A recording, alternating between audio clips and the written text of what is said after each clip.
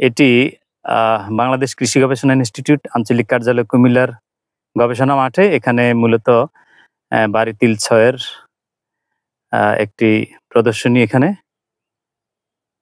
আপনারা জানেন ভোজ্য তেলের উৎকৃষ্ট মানের যে ভোজ্য তেল তিলের মধ্য থেকেও পাওয়া যায়।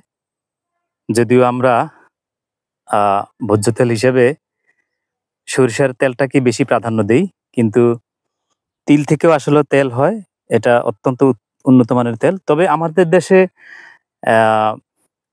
তিলের তেলের চেয়ে তিলটাকেই বেশি গুরুত্ব দেওয়া হয়। যেমন বিভিন্ন বিস্কিট ফ্যাক্টরিতে তিলের ব্যবহার হয়ে থাকে। আবার আপনারা জানেন যে বাংলাদেশের কুষ্টিয়ার যে তিলের খাজা, এই তিলের খাজা সারা পৃথিবীতেই জনপ্রিয়। আর এই যে তিলের খাজা তৈরি করার জন্য সত্যিকার অর্থে তিলের বিকল্প হয় না, তিলের প্রয়োজন হয়। তো এটা হলো বাড়ি তিল ৬ এর প্লট। চমৎকার ফলন হয়েছে।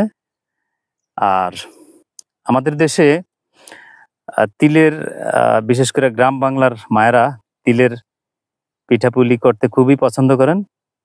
সত্যি তিলের পিঠা খুবই মজাদার এবং আকর্ষণীয়। তিল আসলে বাংলাদেশের ইতিহাস ঐতিহ্যের মধ্যে একটা অন্যতম বিষয়। কারণ তিল আমাদের বাংলাদেশে প্রাচীনকাল থেকেই উৎপাদন করা হয়। আমাদের গ্রাম বাংলার কৃষকরা তিল চাষ করেন। তিল আসলে বিভিন্নভাবে খাওয়া যায়। বিভিন্নভাবে খাওয়া যায়।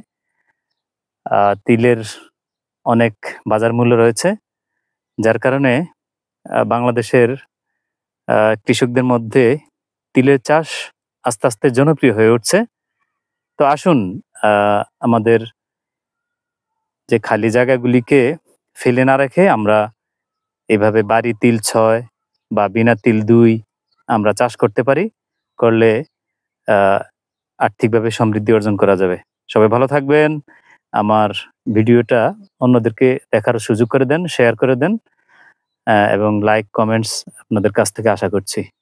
সবাই ভালো থাকবেন। আল্লাহ হাফেজ।